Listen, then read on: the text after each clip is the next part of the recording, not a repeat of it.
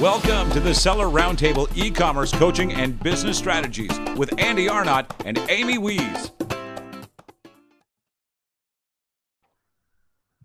Hey, what's up, everybody? This is Andy Arnott and Amy Wees. And this is Seller Roundtable number 62, and I'm super excited. I can't believe it's taken this long to have him on, but we have Kevin Dickinson on today. Thanks for coming on, Kevin. Cool. Glad to be here.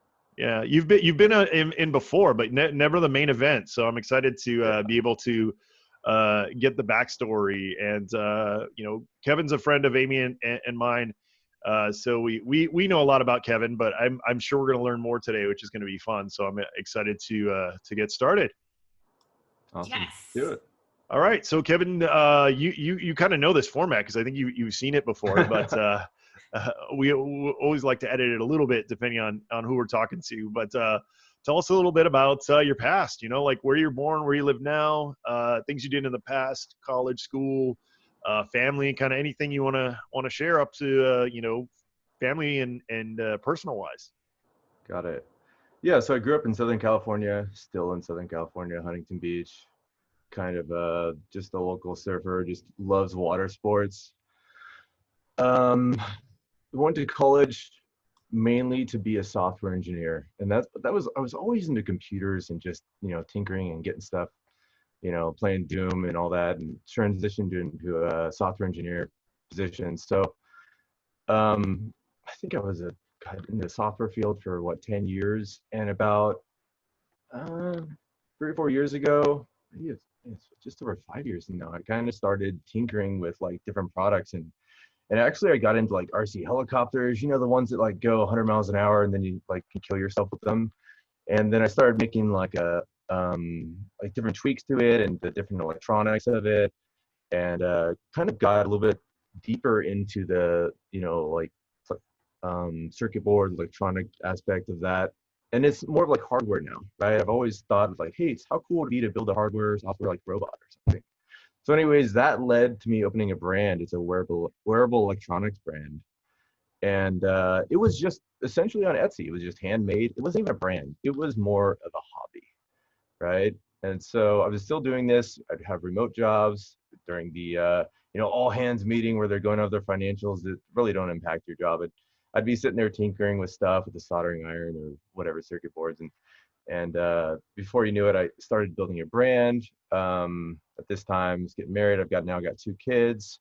So of course, with having the surf lifestyle, working from home, I want a serious work-life balance. And it soon became the case where my hobby started becoming a real business. And over the last several months, I transitioned out of my software engineering full-time job and into a entrepreneurial position. So, what else did you ask? Home, family, background.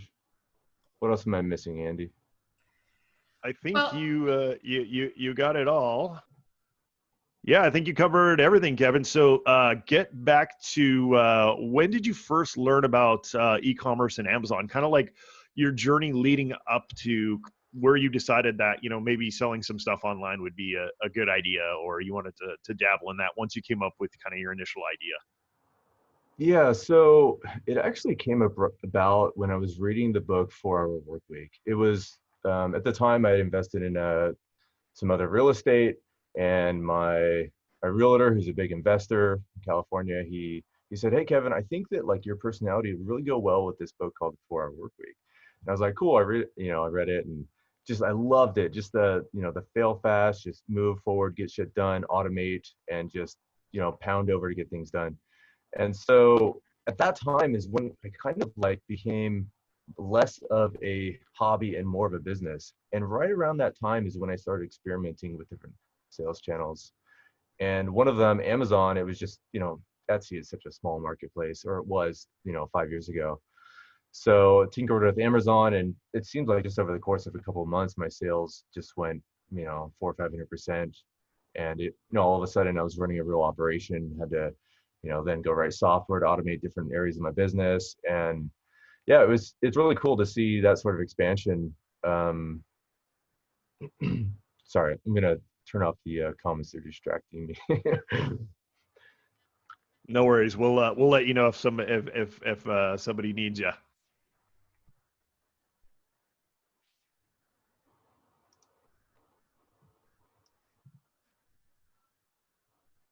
All right. So Kevin, you were telling us about your journey into Amazon, kind of how you got started, how you I remember that you had said that you got into Etsy early on, but it was just too small a marketplace, and then you found out about Amazon, and I guess now you're kind of more you're diversifying and also trying to build your own channels, aren't you? Yeah, actually, the main initiative for this year is to get into retail. And yeah, the protests and all of the store destruction is probably going to offset that a little bit. But I'm a little bit more long-term thinking. Retail is not going to go anywhere, guys. I mean, yeah, sure, e-commerce is going to be it's going to be growing during this, but people also are still going to be buying in retail stores. So I'm sticking with that initiative. I'm digging my heels in. I've considered pivoting, especially, I sell products for events and concerts and events. So yeah, my business has been really impacted by COVID and the whole, protests that we're getting right now. So it's a little bit disheartening, but again, we've talked about it before where it's like, hey, if you have real passion in your business, that passion is what's going to bring you through the hard times. And so again, it doesn't even faze me right now. It's going to come back. Yeah, it's an election year, so weird stuff's going on, but we'll get through it, and the economy will pop back eventually. Yeah, it is crazy though. Right now, it's like for retail, it's like the 1-2 punch, right? I mean, first you had COVID, now you have these. Man, my heart goes out to all these small businesses because Totally. that's who's being affected greatly.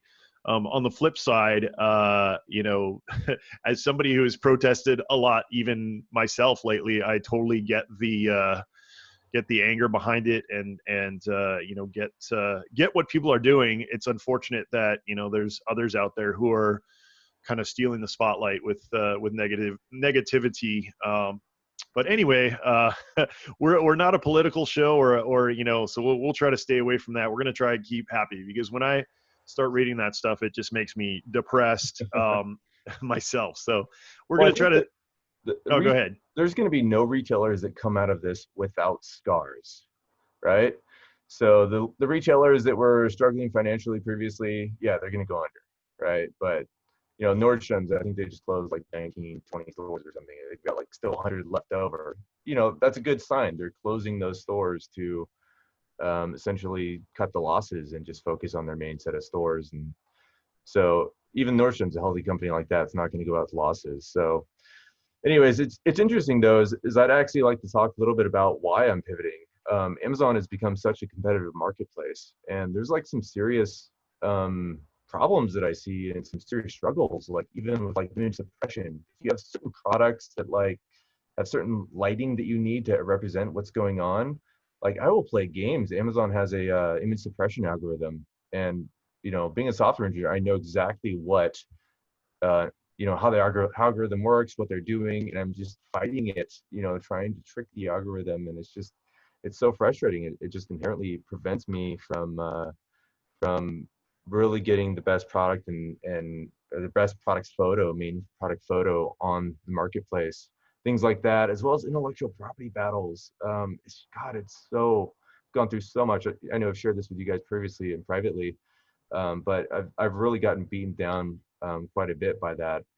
So it's pretty frustrating. And I, being myself, I want to have a competitive edge over my over my competitors. So all my Chinese competitors or whatever, it's going to be a lot more difficult for them to score a big deal with a large retailer. So I see that as still as a main initiative that I'm going to dig my heels in and eventually get to.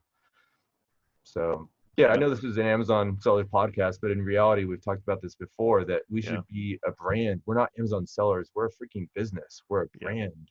right. No, And absolutely. Yeah. Yeah, and something interesting that's going on. I agree with you completely. I know Kevin, I shared with you early on how before even brand registry and some of these other things were in place, we lost pretty much our entire Q4, or like 85% of our catalog was hijacked. yeah, So I mean, you're talking, we probably lost 100,000 in profit in that quarter that year. yeah, So I mean, I completely get that, and it's extremely frustrating. On the flip side, you can't ignore Amazon. They are still the dominant player, at least in the US. Totally. What's interesting, though, I don't know if you've read this article, but it sounds like because of all the issues and turmoil going on in China, that Amazon's now refocusing on India. So that's an interesting play. Now, it seems like they are now, going to start moving a lot of their relationships in terms of, courting manufacturers and sellers from India, rather than China. It's kind of a big shift, which is going to be an interesting play, and Megla's going to be doing a dance, because there's going to be tons of people coming to her to help because she's gotten into that so early. But that's an interesting play, and I do think that with China, they're kind of shooting themselves in the foot in terms of this new thing with Hong Kong and things like that. It's making it less, as a business in the US, as somebody who is based in the US, who sells products in the US, it's going to be less desirable for people to source from China now, because there's so much uncertainty. And not only that, but now it's more of a rather than like a friendly relationship with a little bit of unease. Now it's going more into a lot of unease. So that's also going to be pretty interesting. But anyway, yeah, I think that what's interesting though is if you look at India, like the amount of products, the different types of products you get from India, you can't get everything, right? Like you can go to Vietnam, you get textiles from Vietnam, India, you get metals and woods and stuff, and I'm sure that I'm making a pretty generalized statement right now, but China still has like their entire freaking nation is set up for manufacturing. So and a lot of other countries get their materials to make their products from China. I think it's going to be kind of a longer leap for us to get out of China, but I do think that there is going to be more diversification.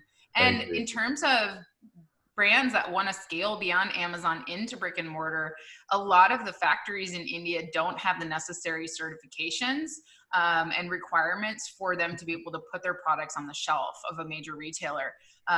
There's just a lot more, kind of hoops to jump through.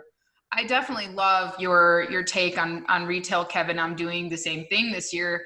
I'm just taking a different approach about it, because a lot of the retailers recently, the bigger retailers, have opened up their e-commerce channels to sellers like us.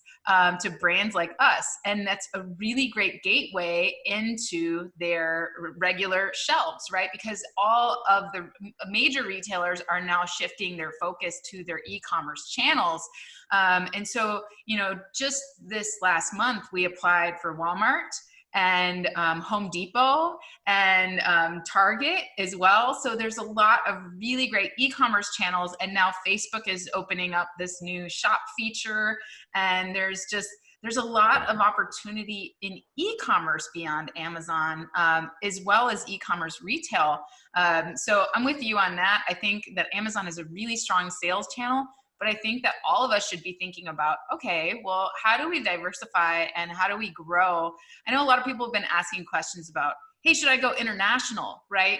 But before you go international, like, think of how many platforms. I know Andy, even since COVID, he's been selling everywhere, right? He's been getting into print on demand. He's been selling on all these different platforms and kind of discovering new platforms. And, even us, we've been like on eBay, we've been selling stuff like crazy, and we'd never sold like crazy on eBay before. So it's been really fun to discover some of these new channels and see what's going on with that. So I love your goals and really good points there. And it's going to be interesting to see how sourcing turns out, right? Yeah, it's interesting that you say you're on those different platforms or you're applying for them. I think that's actually, I'm sort of torn because there's a couple different reasons. Number one, it's going to affect your sales story. So as you go to approach like, I don't know, Nordstrom's in store, and they ask, hey, where are you selling right now? If you just say Amazon, okay, great, you're an Amazon seller. But if you said like, hey, we're on Target, Walmart, Amazon, Wayfair, right? Now it's a more interesting sales story. You're technically in, but you're not, whether they'll ask the question if you're actually in the store or, But then there's also another element to it, which is like, as you approach these retailers, the easiest way for them to just do it is like, hey, we'll just send you to our website. That's a way for them to just like kick you off the shelf. Like, we'll talk to you. You're not that important. You'll just go on our website. And then like, how do you then move into the store? Are you really going to get the amount of traffic that you would in the store on an end cap to really do a real test? And so I don't want to be like, essentially we talked about like, there's the, when you're meeting a girl, there's like the friend zone, right? It's like you don't want to be in the friend zone, right?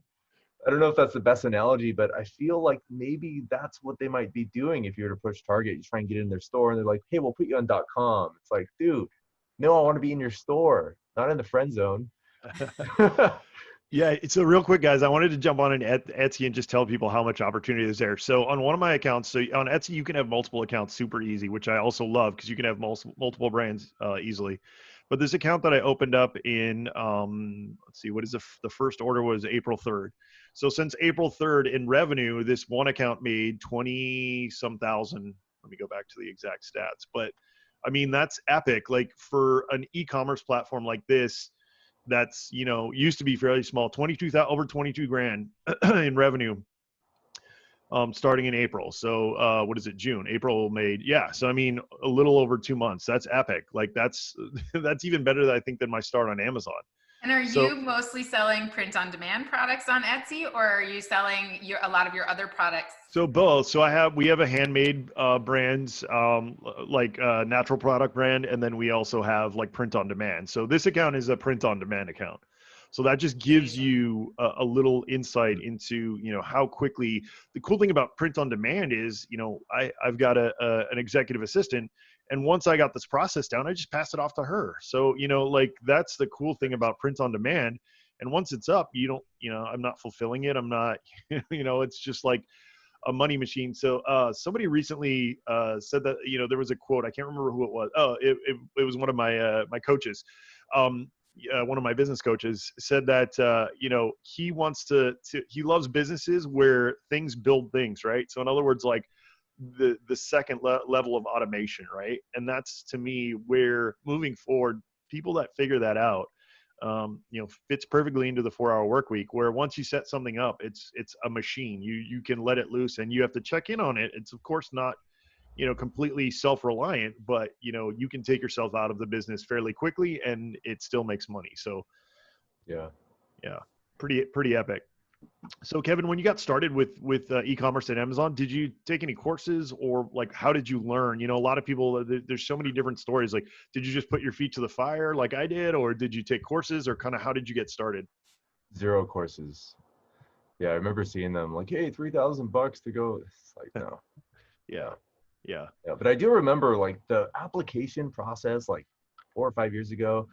It was such a pain, like to get in. And I remember like it took me like a month. I was just pulling my hair out, the flat file, there was no other way to do it other than through a flat file. You had to get approval for your flat file first, and there was no documentation on it. I do remember that was frustrating, but I still didn't reach out. I just said, I'm going to figure it out myself. I'm not going to pay somebody.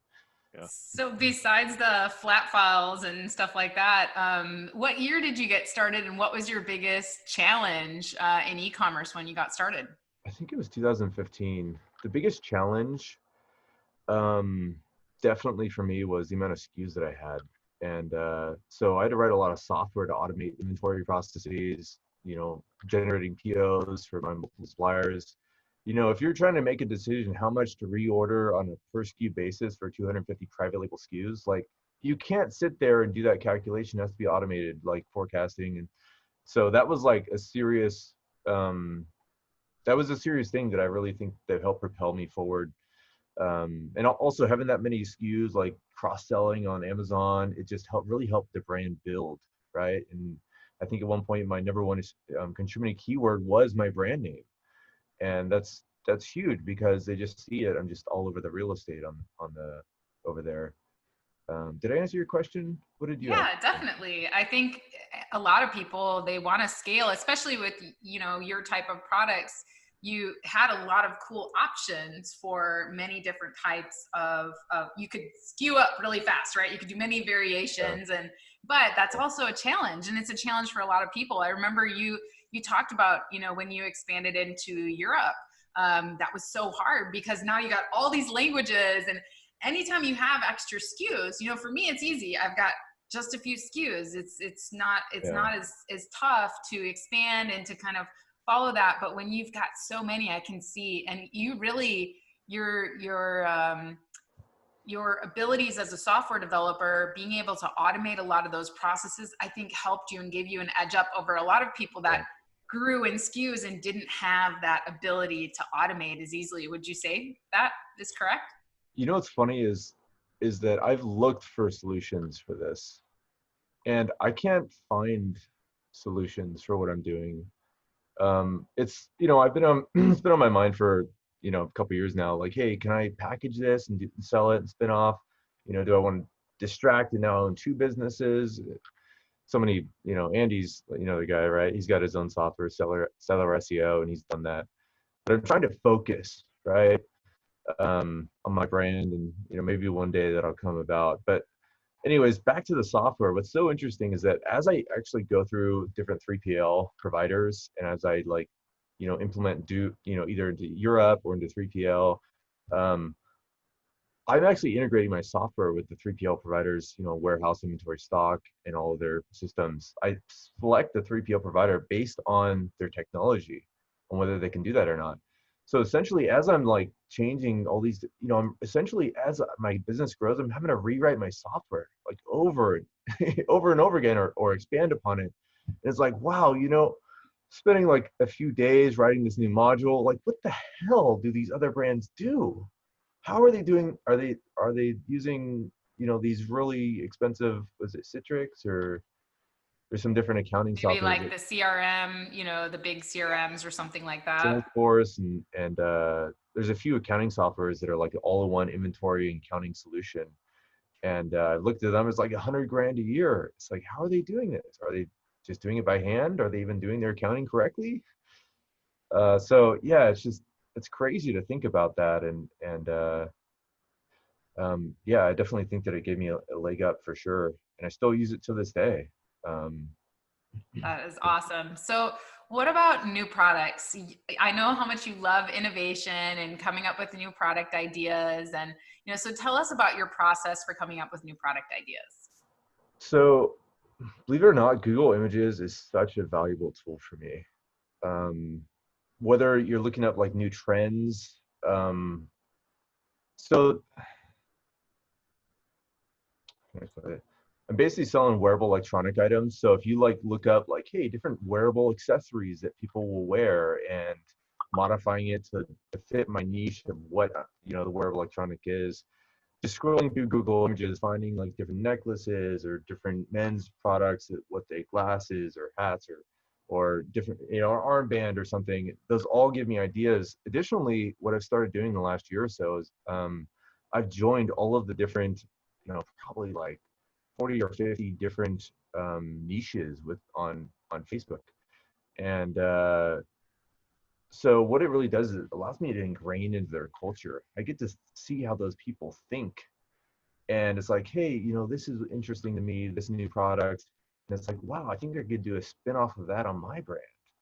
And it's cool to see that you almost get some pre-validation on that, to see people like that, but it's different than just scrolling through Pinterest or something, looking for ideas on building some ideas on do-it-yourself crafts or whatever. People are trying to build costumes or whatever. But if you're on Facebook, it's something you're on every day, so it almost gets you ingrained in their culture, even though I'm not necessarily in their culture. So yeah, I love to do that too in Reddit. I love Reddit in terms of discussion boards and stuff like that. But I'm with you, man. As many niches as you can join, as many Facebook groups as you can join, and just really get in there, get in the conversation, and see what people are talking about. And it's just really, once you kind of learn how to turn on that idea machine, you can just find ideas everywhere. The other day I was on Reddit and saw somebody talking about mimosas and like having a mimosa party in a neighborhood group. It was one of our local neighborhood groups, and like so many people commented on it. And then I went out and saw what was on the market, and clearly nobody that's selling products for mimosas on the market is doing any social listening because there was nothing. Right. So, and I'm not in that niche. So those of you who are, like, hey, go for it. But it's just really cool to see there's so much opportunity that nobody's really taking advantage of. And a lot of people, they look for products first, right? And they're like, man, I don't know, should I sell this product, this product, this product, instead of listening what people want and then looking at the market and seeing where the opportunity is. So I love that you're using the images, thinking about, okay, well, what else do people wear? Oh, that would work really good. So once you find a new product and you've decided on it, tell us a little bit about your development process and how you go, into developing and launching that product. So coming from doing 10 years of software development, there's a methodology called agile software development. And what it is essentially rapid prototyping. So if you think of like when they first designed Facebook, we'll spend the first week designing the Facebook application to just show your profile photo, right? You can see everybody's profile photo and you can scroll through them. That's all you can do is just see people. The next week, we add a button and it says add friend. You can add friends now. You have now friends. You can't delete them. You just add friends, right? And then the third week, we go and we can implement delete friend, right? And you can get to see how that goes. And it's because software is so malleable, you can like really quickly change it and quickly iterate on that. And that's a little bit more difficult to do with product development, but believe it or not, like that's kind of been my mentality this whole time. So, I think Amy, you've talked about this before, like hand making a product and then just throwing in the Amazon warehouse. Like, I think that's great. You don't even have to get a supplier yet. It's like a quick validation. What would be the next iteration after that? Well, maybe you'd, I don't know, get it 3D printed legit, and maybe you'd spend 100 of them from some supplier in the US and you'd, break even on it. And then if those sell through, then you move to China and you just find some Chinese supplier, just slap together a product. Maybe it doesn't need a mold, right? It's just a handmade product or a piece of wood that's cut. It's simple, right? You don't have to do mass development or mass production on it. And then, maybe you can, implement a mold to make it more efficient, so you can do it at scale now. Now that you've gone through 3 iterations now you can actually do a mold and you can get your multiplier down to where you need it to be. And that's so cool to be actually like get the instant gratification and make progress quickly, rather than having to, what happens if we got to make a mold, we got to go through the mold, the patent process. If you need a patent, then you got to negotiate with the supplier, get 3,000, 10,000 of them made, ship it by boat. And then finally, we can make our first sale and realize that it sucks. Yeah, that's why Andy and I did the whole sourcing small masterclass thing, because it's if you have an idea for a product and you can source 2 components of that product, and maybe in the mastermind group the other day we were talking about this new product idea that we had developed based on market research, and I gave the example of, okay, we can take component A and we can alter component B and just add a pocket to it, and we can source 100 units of component A, stick them inside that zipper pocket of component B, and source 100 units and get it on the market ASAP, right? Ready to ship, Alibaba, easy to do, right? So I love that idea of just start. Don't let things get in your way. As you know, I go to Hobby Lobby and I'll sew up 10 of something and I'll send it in, because what is there stopping me, right? Why not get that feedback? Yeah, a lot of people don't realize that you can bundle even private label stuff. Like they're thinking about bundling existing products, but you can bundle like I was looking at some, if you guys know me, I'm a big like survivalist. Those are the kinds of things that I've been into, and I sell some of that. And so I was looking at, and this one was a local wholesaler, like not even from China, like somebody I found locally, that I'm like, hey, I can take these 2 things. They're selling like crazy on Amazon. They're wholesale. So I have minimal risk because I can pretty much order, 10 or 20 at a time. And my margins might not be as high, but my risk is also low. I can prove the concept, then I can go direct to the manufacturer. So there's so many different ways to do that. And I feel like that, some people think that like the whole sourcing small thing is a joke. And if you're serious, you need 1,000 units, and you gotta, if you stock out, you're gonna be screwed. And I disagree with that. Like, if that's the way you want to do it, different strokes for different folks. But I've been doing this since 2011. I'm still here, and I feel like that's those tactics have worked well. Now, if you want to try those, great. If not, you want to do the 1,000, 2,000 at a time, awesome. But to me, this is a great way to dip your toe in without getting too risky. So speaking of scaling, how did you scale, Kevin, when you got started? You basically got started in your garage, right? You got started putting these products together and you were just selling them. And, tell us a little bit about how you scaled and when you even discovered that scaling was a thing for this business. Yeah. So essentially the entire business is bootstrapped, literally from like $50 on the first purchase. And it's crazy to think about that. And being somebody who's never actually studied business, just studied software engineering, right? You start learning and picking up on trends and business trends as you build the business.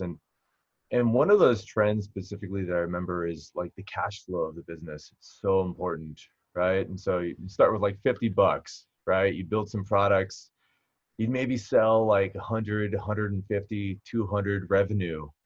And so cool, now you got, I don't know, 100, 200 bucks in your account. Then you got to spend, 150, you make $50 profit, right?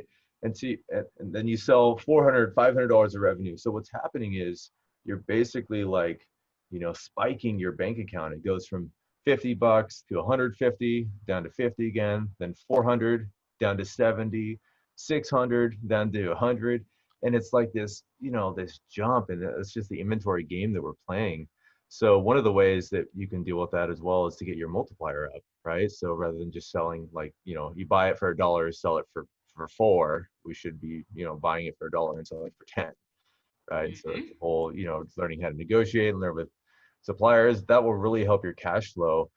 I didn't necessarily have those multipliers in the beginning. And so I was really affected by those peaks and valleys of my bank account.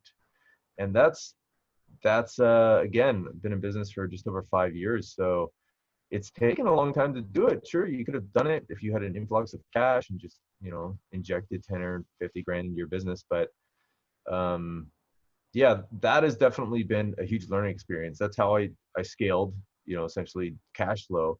But additionally, I think that one of the things, I have a true brand. It's a real brand in a specific niche. It's identifiable. It's got, essentially all the brand elements like matching, marketing materials throughout everything. But additionally, all the products complement each other. So when you're wearing these wearable electronics, it's like, hey, you want to buy this other piece too to complement each other. So on Amazon, all of my customers would purchase, other customers would purchase this stuff. Not only am I on that row, I'm also on the row for sponsored products for this product, and then also my supporting images. I say, hey, you can also wear this other stuff too.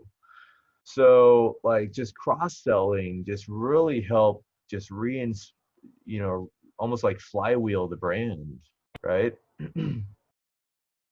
Thanks for tuning in to part 1 of this episode. Join us every Tuesday at 1 p.m. Pacific Standard Time for live Q&A and bonus content after the recording at sellerroundtable.com.